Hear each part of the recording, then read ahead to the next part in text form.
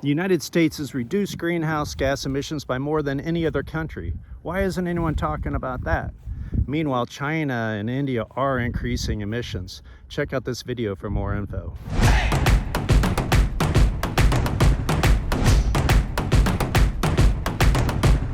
This video looks at greenhouse gas emissions by region and country. In 2019, the UN has great data on where the emissions are coming from. Greenhouse gas emissions in 2019 were 59 gigatons.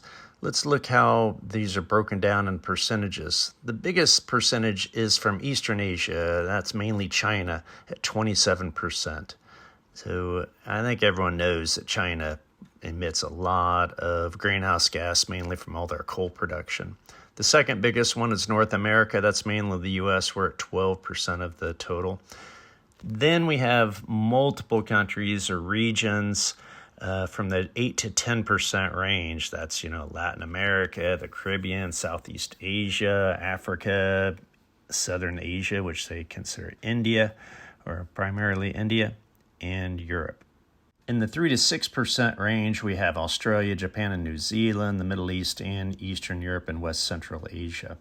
The final category is international shipping at 2%, and those, they don't designate them to any one country. This is how the IPCC breaks down the emissions from around the world.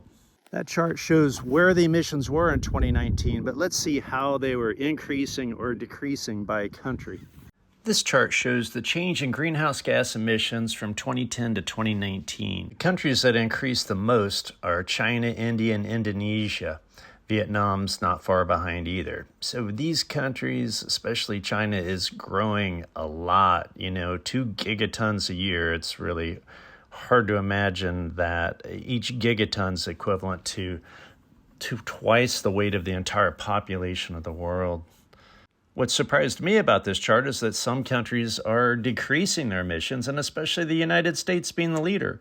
I've never heard anyone talk much about this, maybe because we're starting from such a high point, but we are decreasing our emissions mainly due to shutting down coal-fired power plants. That's one of their biggest emitters now, and that's why China and India are growing so much too, is because they're increasing their number of coal-fired power plants. Coal is just the dirtiest fuel, and it adds so much to the greenhouse gas emissions. And unfortunately, there's a lot of it left. So this is the number one thing we need to be concerned about in the world. China looks pretty bad from these charts. But you need to consider that they're also producing a lot of the consumer products that are consumed around the world, and industrial products. I mean, they're making most of the solar panels and wind turbines that are powering the green revolution. They also make and use more electric cars than the rest of the world combined. So it's a complex story about China, and I could go into a whole story about that. When you consider they're the second largest population now behind India, and look at per capita emissions, that's emissions per person, the US emits a lot more. This chart shows greenhouse gas emissions per capita or per person.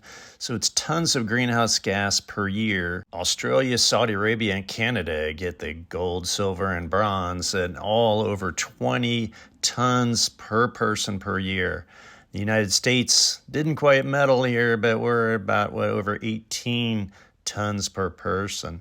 And then you can see how it keeps dropping. Resource-rich countries have the highest emissions, mainly from all their extraction. It's very intensive to mine and to extract oil. They also, since they're usually rich, they have high levels of consumption.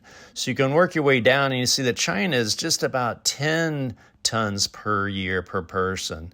So that's still pretty high, and you can just keep going down. Like the UK, Britain, it does less. France does less than that. And then you get all the way down to like India and Pakistan, and they're pretty low, well under 5 tons per year.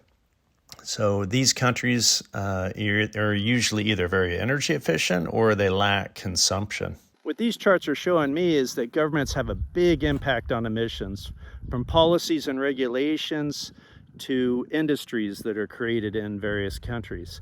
Governments have a huge impact on emissions. The US has already reduced emissions, and we can reduce them a lot more with renewable energy. If we could get millions of non-voters to vote for good candidates who care about our future, we could make a big difference. Please get non-voters to vote for our future.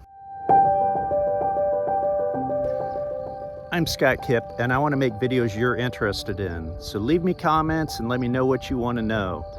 And subscribe. Care for the future, vote for the future.